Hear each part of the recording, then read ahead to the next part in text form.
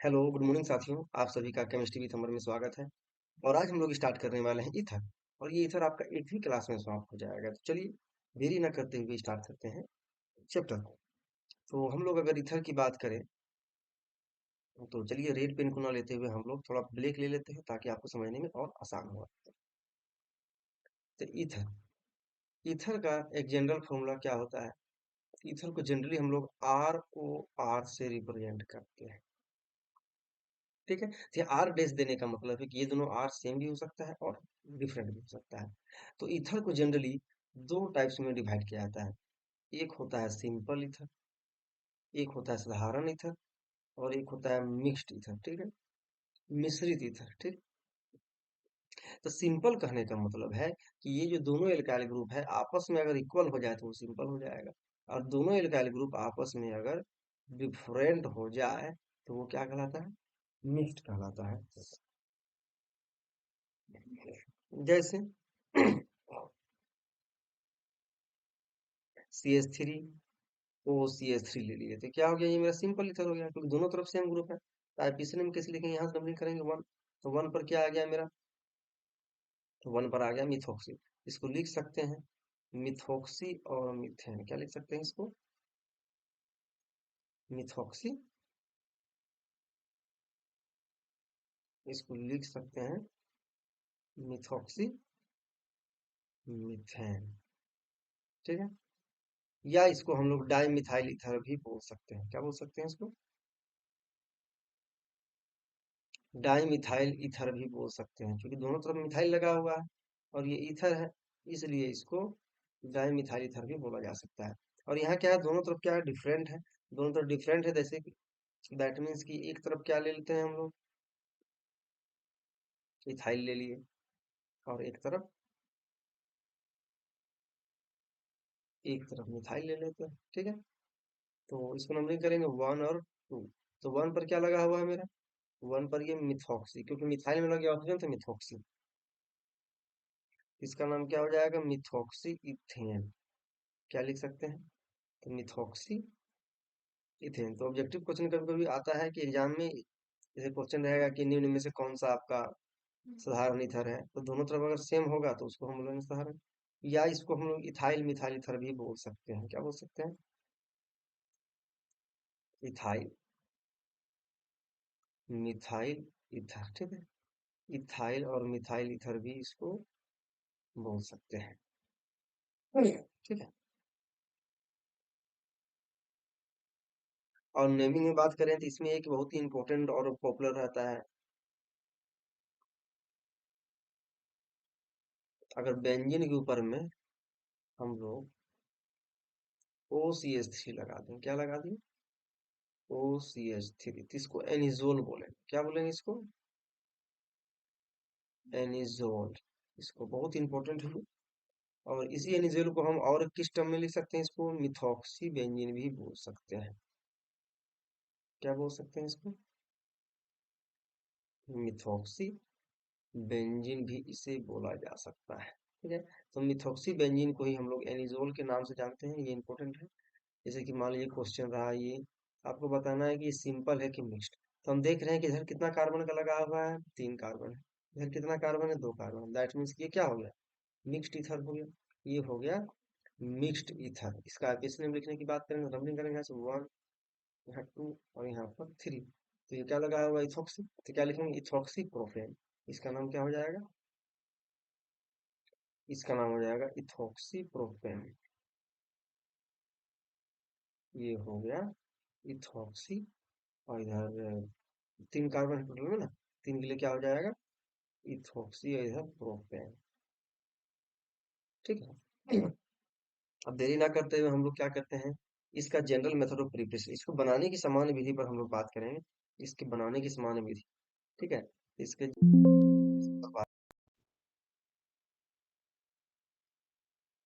Sorry,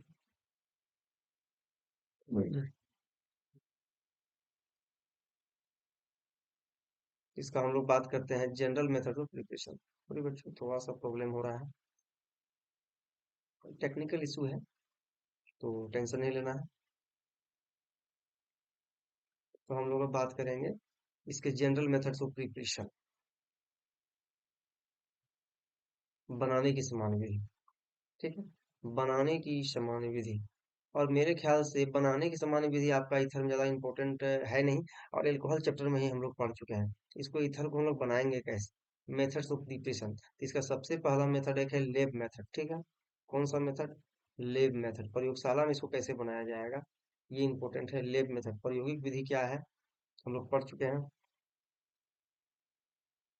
जब alcohol की जब एल्कोहल का रिएक्शन कराया जाता है, कौन किस टू फोर से पास कराते हैं, किससे पास कराएंगे, सांद्र H2SO4 अम्ल से।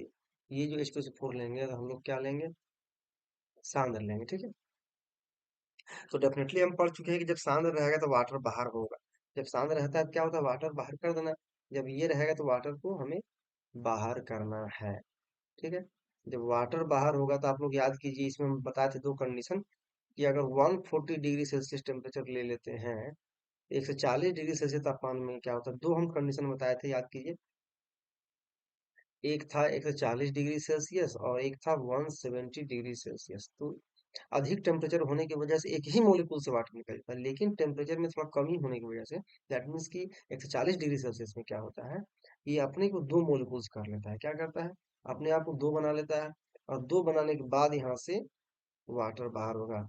जब दो बनाने के बाद बाहर करेगा तो यहाँ पर CH3 CH2O CH2 CH3, ये मेरा बन गया इथर। ये मेरा हो गया डाई इथाइल ईथर। क्या हो गया ये, डाई इथाइल। ये मेरा डाई इथाइल ईथर बन गया, इसको इथोक्सीथेन भी कह सकते हैं। तो यही एकमात्र मेथड आपका इम्पोर्टेंट है। अब हम लोग चलते हैं इसका रासायनिक गुणधर्म पर, ठीक है।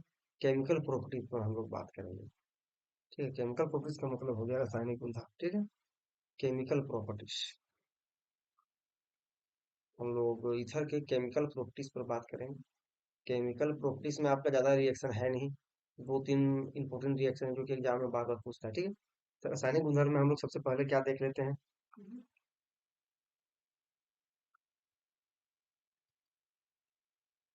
सबसे पहले देखते हैं हम लोग reaction with H I.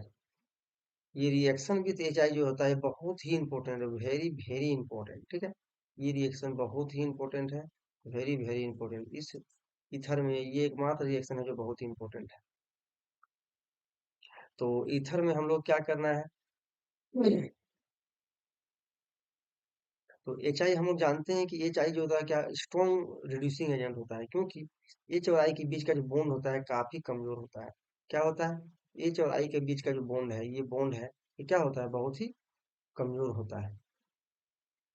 H और आई के बीच का बॉन्ड क्या होता है, ये बहुत ही कमजोर होता है, वेरी वीक।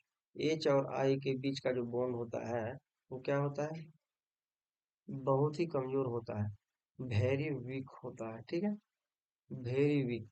क्यों, क्योंकि हम जानते हैं कि आई का अट्रैक्शन पावर बहुत ही कम है, इसलिए बहुत ही कम तापमान में टूट जाता है। दैट मीन्स कि ये बहुत कम तापमान में टूट जाएगा, बहुत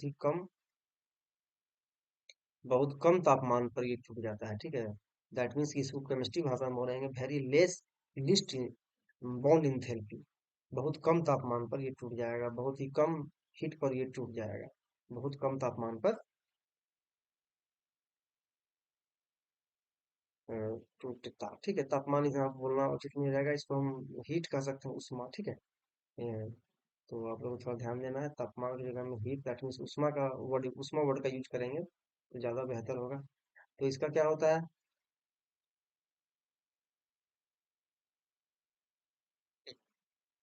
दैट मीन्स कि ये बहुत ही कम टेम्परेचर पर टूट जाता है, इसलिए बार बार रिएक्शन को डिस्टर्ब करता है। दैट मीन्स कि ये वाटर को निकालने में काफी माहिर है। तो इसमें एग्जाम में आपका दो क्वेश्चन आता है, जैसे कि अगर हम लोग नॉर्मल, थोड़ा सा आपको याद रखना है, ये मेरा इथर है, ठीक है। तो इथर का हम लोग नॉर्मल क्वांटिटी से रिएक्शन कराएंगे, इसमें एक्सेस नहीं लेंगे। इसमें दो टाइप्स का रिएक्शन आता है, ये क्या करते हैं, एच आई का बहुत एक्सेस ले लेते हैं। अगर एच आई का हम लोग नॉर्मल क्वांटिटी लेते हैं तो डेफिनेटली ये नॉर्मल रिएक्शन करेगा, ये प्लस ये माइनस, इधर ये माइनस है, ये प्लस, इधर ये माइनस एच को ट्रीट कर लेगा, तो इसमें क्या बन जाएगा, दो प्रोडक्ट बनेगा, एक C2H5 आई बन जाएगा, और दूसरा क्या बन जाएगा, C2H5 एल्कोहल बन जाएगा। ठीक है, तो इसमें दो प्रोडक्ट बनने की पॉसिबिलिटी है। लेकिन इसी में अगर हम लोग क्या करते हैं, इसी इसी रिएक्शन में अगर HI की एक्सिस क्वांटिटी ले लेते हैं, क्या करते हैं हम लोग, HI का एक्सेस ले लेंगे। क्या ले लेंगे, एक्सेस मतलब HI बहुत ज्यादा ले लेंगे। क्योंकि देखिए HI तो ऑलरेडी रिड्यूसिंग एजेंट है, बहुत ही कम टेम्परेचर में ये रिएक्शन कर जाता है, ज्यादा इसमें परेशानी वाली बात नहीं होती है। और उसमें भी क्या करते हैं, इसका हम लोग एक्सेस ले लेते हैं। क्या ले लेते हैं, एक्सेस। एक्सेस का मतलब बहुत ज्यादा। जब बहुत ज्यादा ले लेते हैं तो इस कंडीशन में वाटर निकल जाता है। क्या निकल जाएगा, वाटर निकल जाएगा। तो इसमें क्या बन जाएगा मेरा तो इसमें वाटर कैसे निकालेंगे, तो ये H क्या करेगा, यहाँ से दो मोलिकुल्स होकर के वाटर बन जाएगा। दैट मीन्स इसमें सिर्फ आइडो इथेन ही बनता है।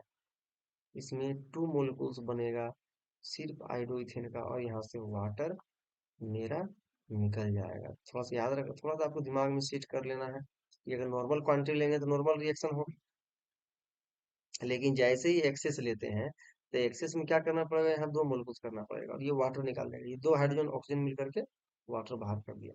ठीक है, तो ये बहुत इंपॉर्टेंट रिएक्शन है और ये बहुत बार एग्जाम में आपका पूछते रहता है। ठीक है,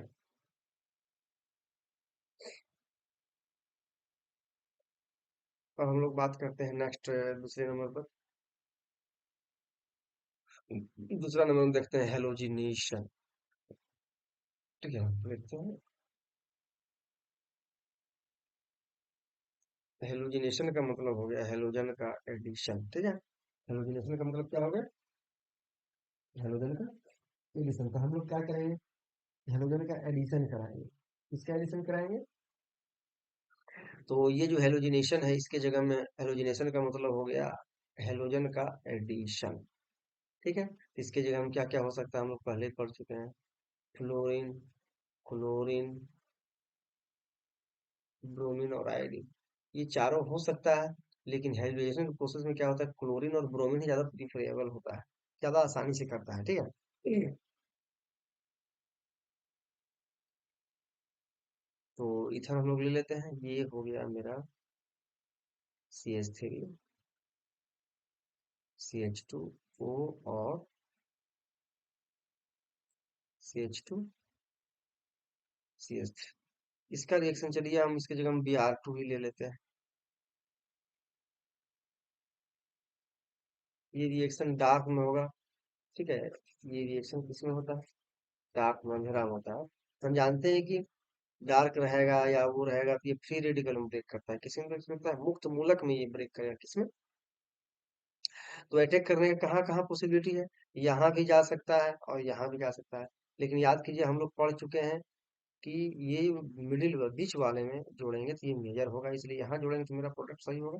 यहाँ पर हमें ऐड नहीं करना है। ठीक है, तो और इसी कार्बन को हम लोग बोलते हैं अल्फा कार्बन। क्या बोलते हैं इसको, और इसको बीटा बोलते हैं। तो हम लोग फाइनली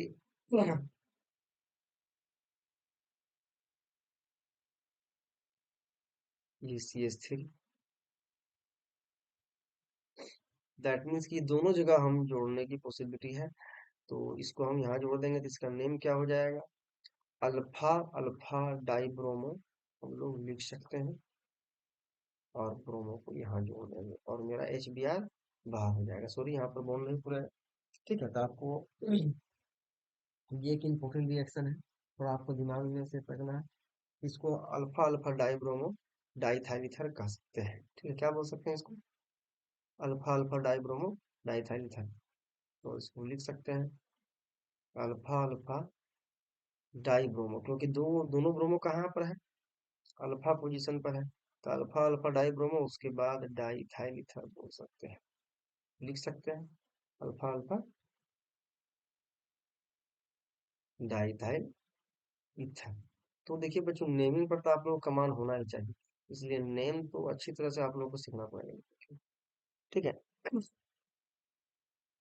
ये आपका ईथर का इम्पोर्टेंट रिएक्शन था। और जैसे कि हम लोग पढ़ चुके हैं,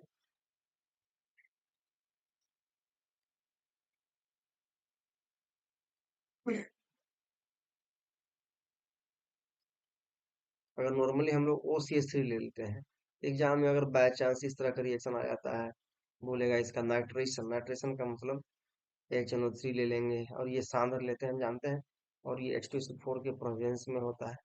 ठीक है, अगर हम लोग